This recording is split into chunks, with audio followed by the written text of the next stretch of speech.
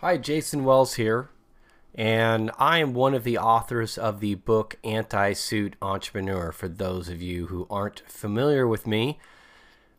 And you can find that book on Amazon, Barnes& Noble, or pretty much any major bookstore. It's available on Nook, Kindle, and paperback.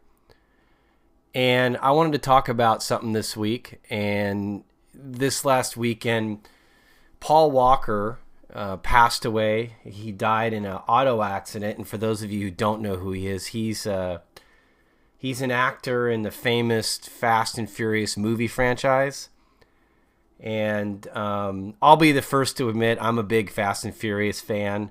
I often joke with my friends, even though these are cheesy movies and they're the cheesy action movies that'll never win an award, I'll watch Fast and Furious 13 when it comes out, I often say, which actually isn't too far out of reality right now because they're filming 7 and have plans for 8, 9, and 10. So I'm not somebody that's like not touched by this to a certain degree. I'm not necessarily a Paul Walker fan as an actor, but I love him in the Fast and Furious movies. And I wanted to talk about this because this is kind of a mindset thing that goes into something we discuss in our book in one of the chapters. And basically what I want to talk about is how much focus has been put on Paul Walker and his death this week. And, you know, I know a lot of people are fans of Paul Walker, and I know this hurts a lot of people, and I don't want to take anything away from that. But it's been a lot more on Facebook than what I've seen. And, news aside, Facebook to me is the real gauge of how people feel and what they put their focus on, because the news can filter that and the news can decide for us what's important. But I think Facebook and what people are posting really tells you what's on people's minds. And when I compare what I've seen this week to what I've seen the week after the Philippines disaster, it really makes me wonder. And look, I'm not going to judge here. I'll be the first to tell you, when the first 5 minutes of hearing about Paul Walker, after getting over the shock, my first thought was, gosh, what are they going to do with the Fast and Furious movies? I know it's terrible, but that's the mindset we get in a first world country. Those are our first world problems. Gee, are they going to have the next movie? What are they going to do with this? And I know a lot of people have posted that as well. And when I stepped back for a second and looked at myself and other people, and then I've watched how this is played out this week, it's surprising to me how much more focus this has gotten over the Philippines disaster. And here's the irony of the whole thing. I don't know if Paul Walker was going or coming. That's unclear at this point. But that day when he was driving, he was actually a part of a Philippines benefit, a charity. So he had his mental energy and focus on that on the day that he died. And so it's ironic to me that he was focused on that and thinking about like how people don't have food or water or a roof over their heads, and how devastating, this disaster was. We're talking one of the biggest hurricanes that we've ever seen on our planet, ever recorded, that we're aware of. And it decimated this country. And he knew that, and that's why he had his energy on that. And I'm not saying this stuff to judge. I'm just making an observation, that Facebook, it seems to be so much more focused on this than they were the week of the disaster in the Philippines. And I think the death of Paul Walker is an example of how our first world problems kind of rule the way we think. And it doesn't make us bad people.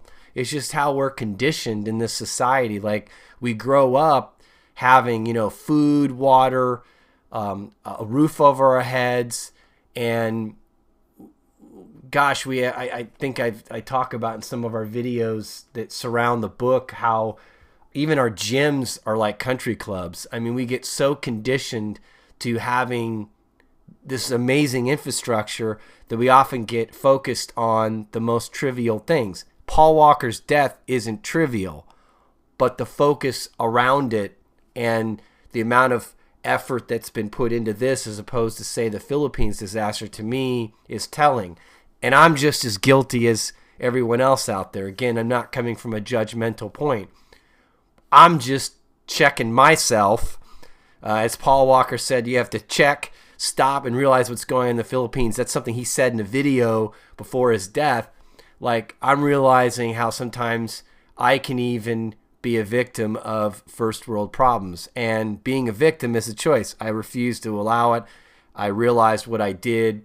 And I wanted to share that with you because this comes full circle to something that we talk about in the book, that, you know, people that want to become an entrepreneur and they want to live life on their terms, they set a goal and they want to go after it, but a lot of people never achieve it because they get caught up in the day-to-day things, and you get complacent. And complacency is our worst enemy, particularly in first world countries. Like, I live in the States, but you live in another country that, you know, where we have our first world problems.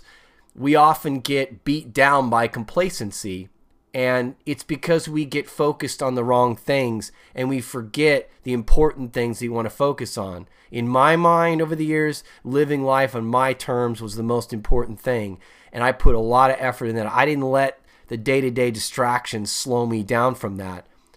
And the same thinking goes to what's causing people to put so much focus on Paul Walker as opposed to the disaster in the Philippines.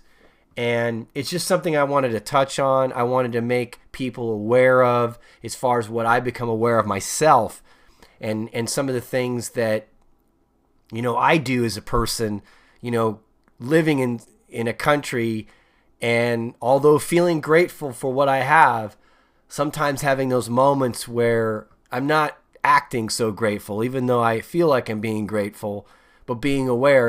And I will really go as far to say that if you're being complacent, you know, as if you're somebody that's decide, I want to live life on my terms and I want to do the work that it takes, I want to become an entrepreneur, and you let complacency set in and derail that, it's really because you're mentally in the wrong place, and you're letting the things in our first world society get in the way. And you know, I know some people may listen to this and they may not like what they're hearing. They may disagree with me, but I like to throw this out there for discussion. Tell me your opinion. You know, comment on this video. If you're reading the blog, comment in the blog. Tell me what you think about this. Let's have a lively debate about this, because looking at myself, I kind of fell into that first world thing the other day when I first heard about Paul Walker, and yet I just wrote about this in our book that Chris Lopez and I wrote, Anti-Suit Entrepreneur. So it's a lesson that you can overcome your first world problems, but you can still deal with them on a day-to-day basis and be challenged by them. Just something I wanted to share. Have a great week.